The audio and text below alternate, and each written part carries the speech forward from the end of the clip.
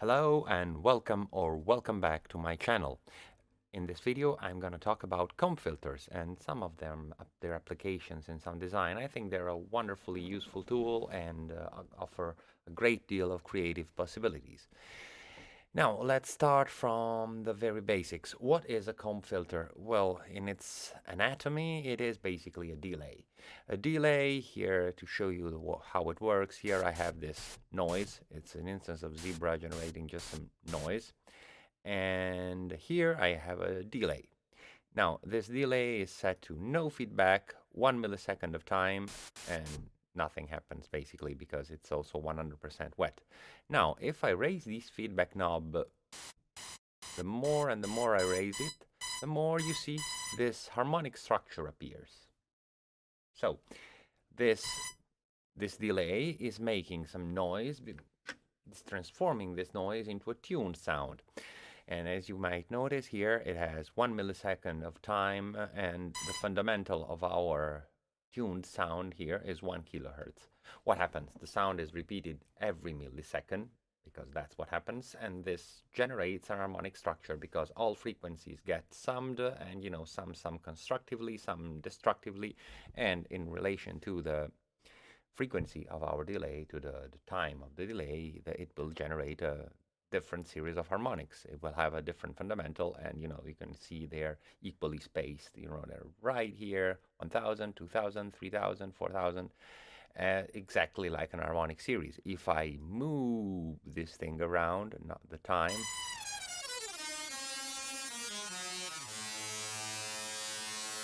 if I went to 10, it would have been exactly 100. Cool, isn't it? Now, one of the most obvious things you can do with it, without even having to press this button, is like sending some percussions through it.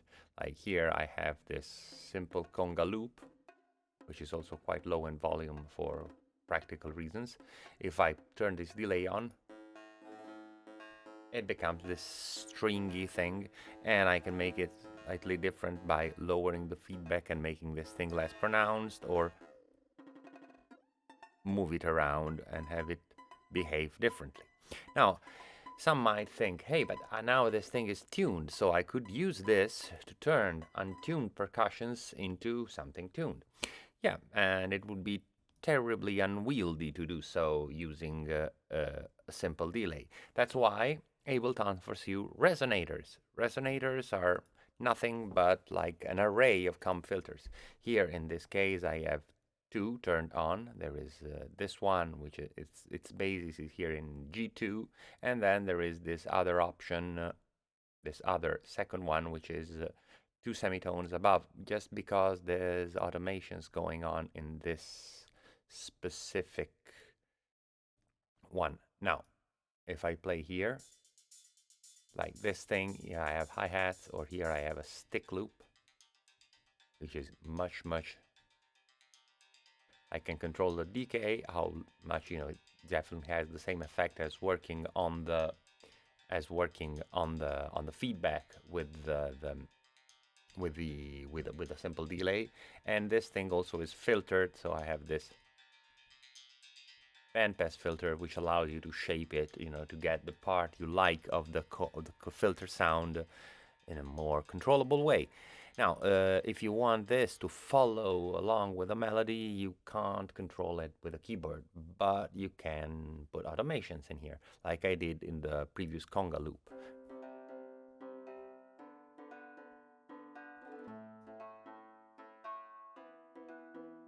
And you can have this thing, which was a simple untuned conga loop, become a melodic harmonic thing following along with whatever else your music is doing, which in my opinion is quite interesting. If you wanted to have a more direct approach, there's several other options.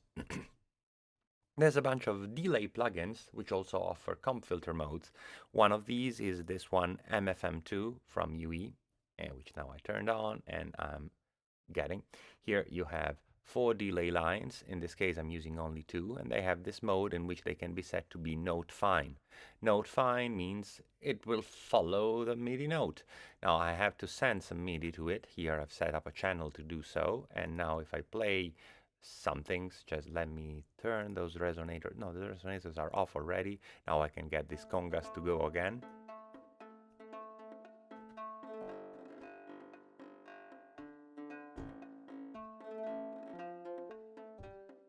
I'm playing on the keyboard and having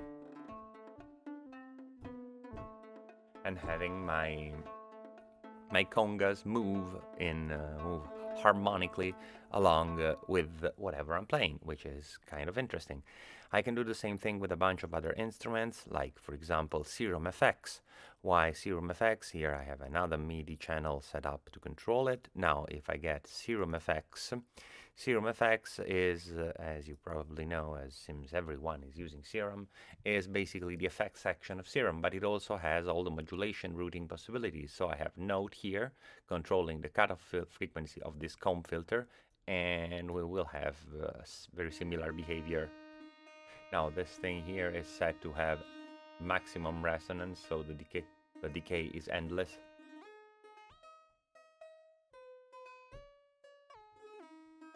Now, this might sound even worse, actually, because it doesn't sound that great, this comb filter by itself, but it gives you a lot of other options. First of all, there is this pan. It's a stereo comb filter, so you can do that in MFM2 too, of course, because it's two delays, so you could actually have them work slightly differently. You can set them to slightly different tunings from send one to the right and one to the left, but also you have a chance to have a bunch of different comb filters. There's this whole menu of flange filters. Sometimes they're called like this, but they're basically the same thing, as even Steve Duda acknowledged when I asked him, why the hell are you calling some comb filters comb and some other flanges? And well, he doesn't really answer. So I hope they'll make an addendum to the manual and let us know what they meant by a flange filter. Because they're both positive and negative, I can't really tell the difference. And because maybe you thought of this already, a flanger is a comb filter, is nothing but a comb filter.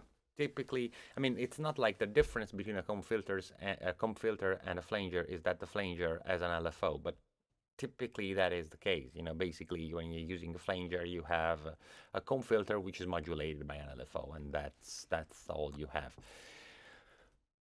Here you can use several of these possibilities, or also here there's the combs and this bunch of dist combs which offer you other characters, maybe more interesting for some other timbres and whatnot. I mean, it's really, there all be slightly different nuances and characters, and you might be interesting. Here all I have done, it was dragging this note control to modulate the cutoff, and that's it. And you know, moving around the cutoff gives you the effects you would expect, like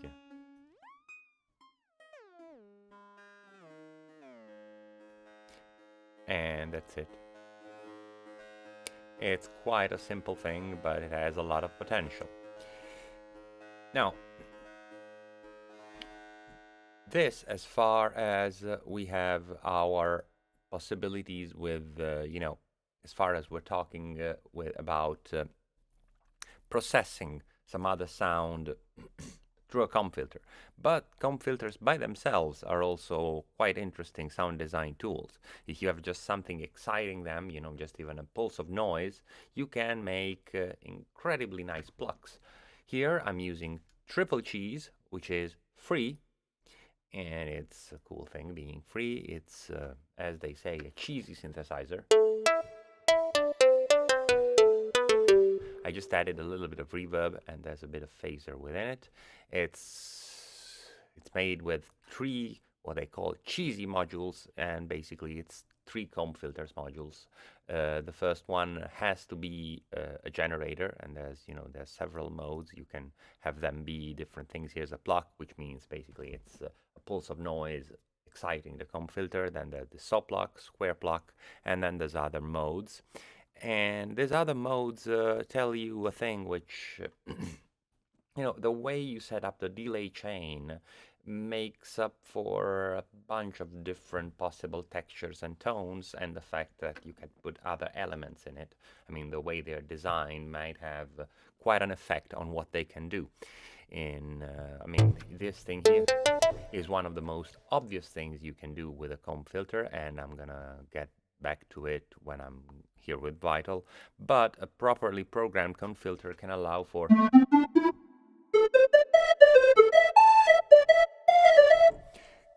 very different sounds and textures, and is, as I said earlier, one of the building blocks of the so-called physical modeling synthesis, because it allows you to get a lot of interesting mechanical textures and tones. Now, getting back to the idea of plucks, here I have Vital, which offers quite interesting comb filters, and basically I've set this up so that there is envelope 2, which is a very, very short decay thing to control the level of oscillator 1, and oscillator 1 is going to the filter here, which is a comb filter, which is completely key tracked so that it follows one by one my keyboard. It's set to 0, so it's perfectly tuned to the fundamental. Now, I'm already using quite a weird wavetable because I like the idea of moving it around. And here I had moved it to 13 semitones. But as you see,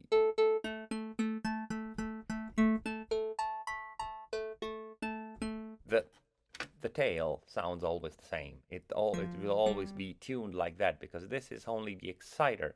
And this allows for a whole universe of plucks.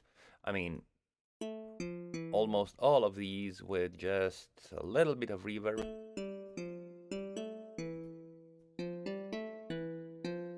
Might sound like they have some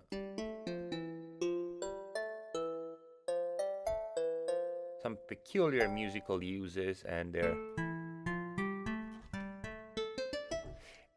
this is just, you know, for the exciter, and the filter itself offers a bunch of other possibilities, because here you have this sort of a damping filter. You can open it up to have it, the thing sound more metallic. In this case, it's basically the thing that it's a cutoff filter. It's a low pass, high pass filter put within the delay chain. Why I say high pass, low pass, high pass? Because it's Vital, and it has this thing that you can morph the filter. So in this case, you're not morphing the comb filter, which is always the same comb filter, but you're morphing the filter which is in between. Here is a low pass, here it's a high pass, and you can see gives rise to completely different textures. Now, once I've said it, you know, you could theoretically or practically, or however you want, you could use anything as an exciter. Like, I could not even use an oscillator and just use some noise or some other sound I could get out of the sampler. Here with this, I get this thing which I'll make better use of later. But if I use again a very quick envelope to control it, I got something going in direction of like a koto here, and I could pitch this sample to get slightly different sounds, or I could go for a completely different sample.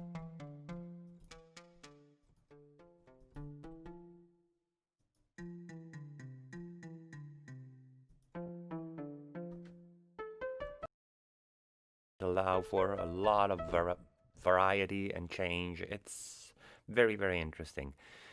Now, this is not all you can do with comb filters. For example, staying always with Vital. I mean, you know, I could make a universe of plucks with it. The amount of possibilities is really, I wouldn't say endless, but you know, the end is quite far away. One thing you might notice here is this thing are both positive and negative. Negative, what happens? It takes the fundamental one octave below and gives you only odd harmonics, which might be what you want or not. It's very different. And there's other possibilities. Here you can have this band spread comb, which is basically a band pass, or, you know, which with a variable width, you can make it way larger, and could be, and here you control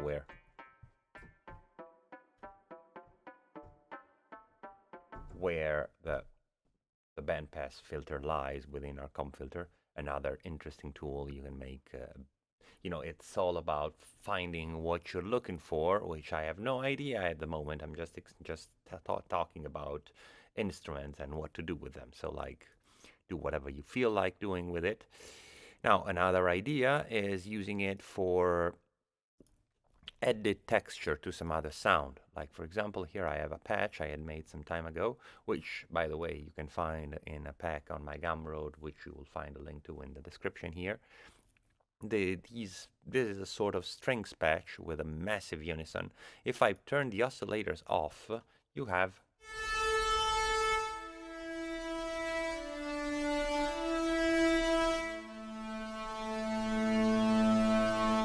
this stringy sound, which is also very noisy. If I turn the oscillators back on, I have, you know, a couple of oscillators. One is a square wave and the other is a sawtooth wave, and with one octave apart, one from the other.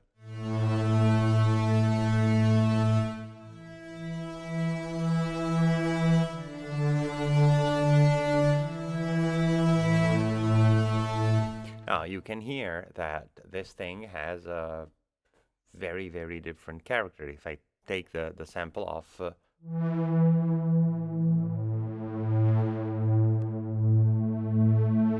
doesn't even sound that stringy, right? There's also some effect. There's quite a bit of a chorus. It's quite processed, but you can definitely tell that this combed noise is a significant part of the architecture of this sound. Now, let's get back to Serum, for example, and look at another possibility. Serum here as a thing which is, I wouldn't say kind of troubling. I mean, I'm not really liking this thing. It's that you have one filter. Yeah, you can have another one in the effects section, but there is only one polyphonic filter. Which means if you want to use the comb filter to play the role of, let's say, a sort of a polyphonic flanger, you will have to give up the idea of using the filter to sculpt the sound elsewhere. I mean, you can't do a subtractive patch and then do this because you can't, because you have only one filter. So here, let's hear. This sound is a simple FM pad. No, here we're listening again to the vital strings from before. Here, this thing. Now you have this simple FM pad.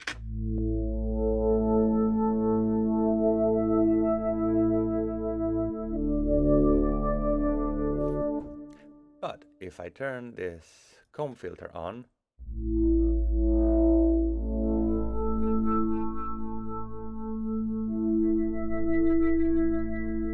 it adds quite a bit of texture, and it changes, you know, from note to note because it's following it. It's key tracked, as you can see here.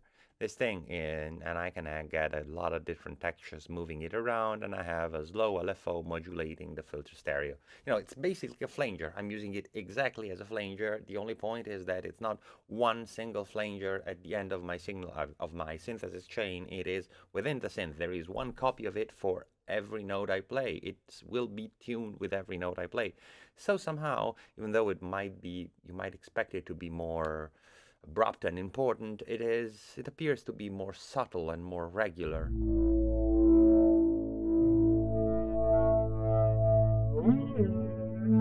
Yeah, there's a bunch of things the aftertouch does, and I just overdid it.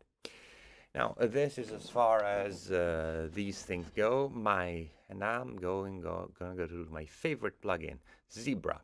Zebra has awesome comb filters. I'm really they're the thing where from Zebra is where I really learned to love comb filters. Here, for example, I made this strings patch.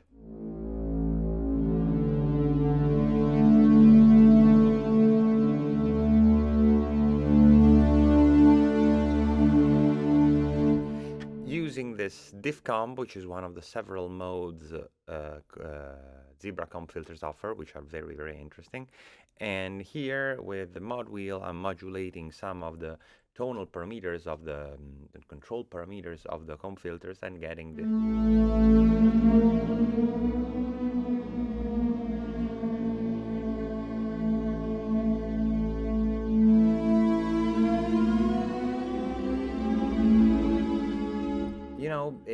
kind of sounds like I'm shifting the pitch.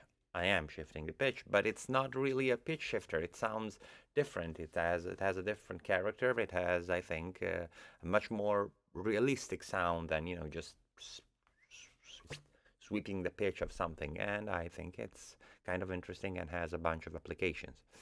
Another interesting application is another thing I really like from Zebra comb filters is the fact that you can have the dissonant mode, which, as you might expect, is dissonant. It's so dissonant that, here, for example, I'm making a bell. This is a basic FM bell patch, but if I put this comb filter on here, the result will be dramatically different. Like,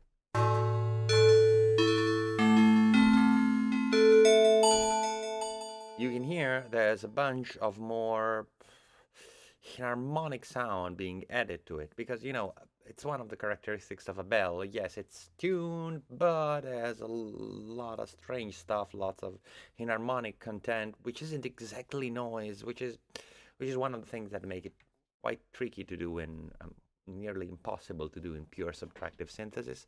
But here you can have an FM patch and then make shape the harmonic content with a properly tuned comb filter, which is in my opinion quite a trick. I mean, it does a lot. I mean, I'm very proud of this bell patch made like this. I mean, it does sound mechanical, doesn't it? I mean, if it doesn't, tell me.